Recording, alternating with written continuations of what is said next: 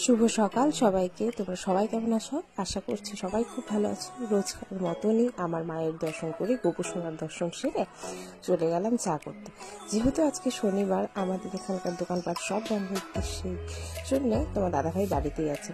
তো দুজনের জন্য চা বানিয়ে বসে পড়েছিলাম। চা খেতে খেতে দেখি মেয়ে উঠে পড়েছে। তো মেয়ের ঘুম থেকে উঠেই বেরো, আমি আজকে নিজের হাতে ব্রাশ করবো, ঠিক আছে? তাই ব্রাশটা ওকে দিয়ে চলে গেলাম। কিছু বাসন ছিল, সেই বাসনগুলো গুছাতে। তো ব্রাশটা সেরে এখন ওকে ফ্রেশ করে নিচ্ছি। ক্রিম টিম দিয়ে এখন রেডি হয়ে যাবে।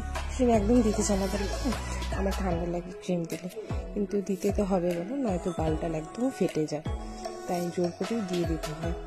তো এখন ওকে ক্রিম টিম দিতে দিতেও আমাকে বলছে, না আমি একটু ম্যাগি খাবো সস দিয়ে, আমাকে একটু ম্যাগি দেবে। তো আমি তো সহজে ওকে ম্যাগিটা দিতে চাই না, যেহেতু ওটা ভালো না খাওয়া, আর সস তো একদমই ভালো না, না জানা সত্ত্বেও ওকে দিতে হয়, কিছু করার থাকে না, এতটা আবদার করে ওঠে।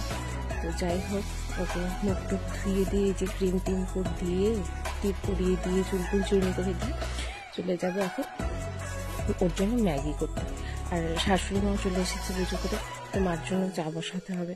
তাই এই তো চা বসিয়ে আর একদিকে ওর জন্য ম্যাগি বসিয়ে দিয়েছি। তো ম্যাগি ট্যাগি করে ওকে দেখাচ্ছি, দেখো ভাবিন কি নিয়ে এসেছি তোমার জন্য। তো দেখে তো ও খুবই খুশি।